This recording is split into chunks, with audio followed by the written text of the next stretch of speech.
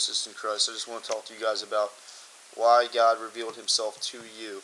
Um, so I just want to say these are words from the Lord. So he said it's a very short message, and there's not really much I could add to it.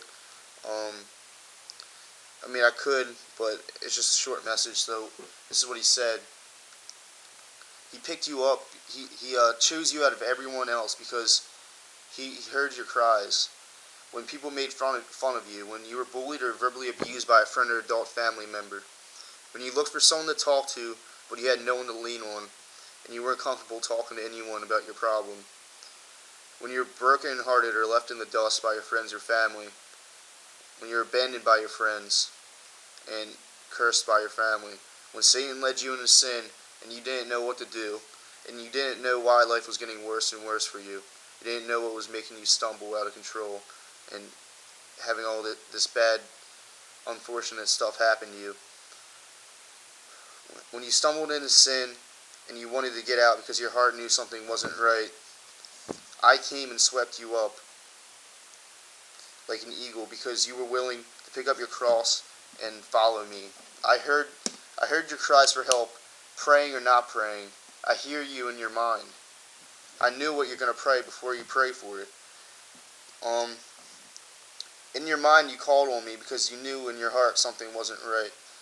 And you knew someone had to know you better than yourself or anyone ever could. You knew there was more to life than the pain you're going through.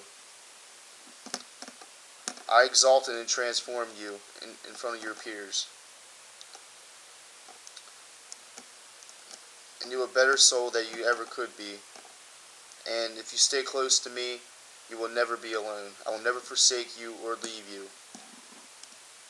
And that was his message. I just thought it was pretty amazing how he can take someone willing to listen and willing to obey his laws and follow what he's saying, and transform them into his servant. And that's really all I have to say about for that. Like it's just amazing how he would choose you guys out of everyone else and choose me out of everyone else. I know I had heart surgery as a baby, and I should have died because like the first hospital didn't know what was wrong with me. Then he transported me into a different hospital, and I got surgery in my heart when I was 2 weeks old, and I shouldn't be in front of this camera right now if it wasn't for Johns Hopkins, and I know many of you in the U.S. know that Johns Hopkins is one of the top heart experts in the world. But it's just amazing how I was born at the right place at the right time, and I was still on this earth for a reason, and I wouldn't be here if it wasn't for God, and I wouldn't get rid of this anxiety if it wasn't for God. I wouldn't enjoy life if it wasn't for God.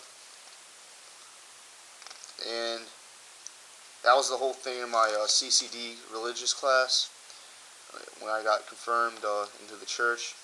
It was the main song for the graduation thing was "We All Need Someone to Lean On," and I honestly didn't pay attention to it. I wasn't reborn. I wasn't born again at the time, so I didn't know what was going on, and I just kind of took it like I just went through the motions. But now looking back at it, he was talking to me the whole time when I was at that service, and around that time is when I developed the panic attacks and just vicious panic attacks, and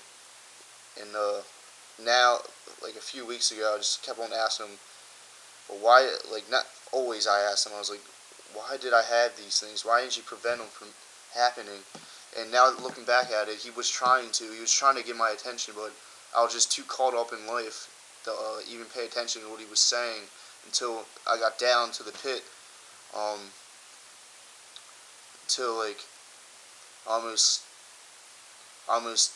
lost my salvation. I did lose my salvation. I'd gained my salvation from being born again, but I was just in a dark place, and I was he knew where I was going the whole time. He had something planned out the whole time. And how can atheists be transformed if they don't think that God's going to help them out, that they're going to be lifted out of this darkness? That how are they supposed to get help?